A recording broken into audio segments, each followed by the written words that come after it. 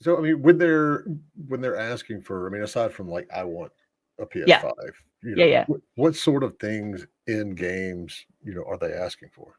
Oh, no, yeah. So content creators are a big part of it now, right? Like I want to meet my favorite streamer.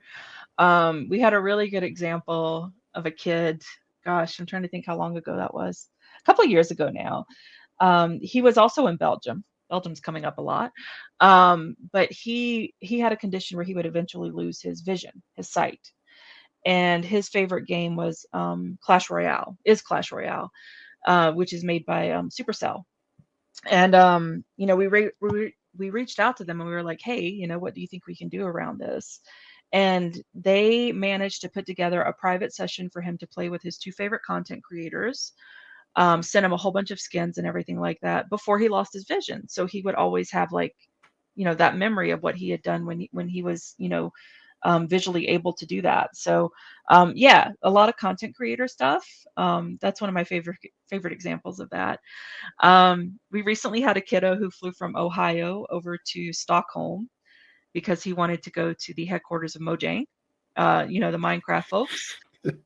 And he was king for a day there. They treated him to so much. They took him behind the scenes of the filming of their next live. Gave him cake and presents, let him go into the gift room. Took him into some rooms that you're not allowed to like film in because it's all top secret stuff. He got to hang out with the devs and ask questions. So that's another example, of kids wanting to be engaged with games. Yeah, so I would say to have, going to studios, meeting content creators. We had a really great one, a kid whose diagnosis didn't allow him to travel, and he wanted to meet the team behind Helldivers. And he's an older kid, right? So he got to do a virtual session with the whole team behind Helldivers. They spent hours with him, even on their tight development timelines and everything like that. They made space for him to bring his friends with him and chat virtually with him. It was great. Yeah. That's fantastic. So, I mean, do they usually come from the big AAA titles, or do you get a lot of kids that are like, "Hey, I want to do something that's more on the indie level"?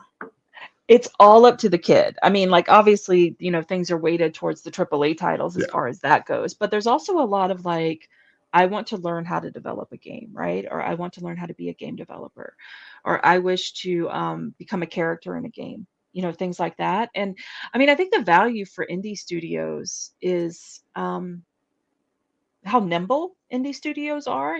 Like there's a lot of decision making layers the bigger you get, and I think that's true for any industry.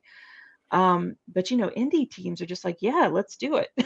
Mm. Like they're so flexible, they're so invested. They're so much closer, I think, to the heart of like, the heart of gaming these days. So yeah, it's good.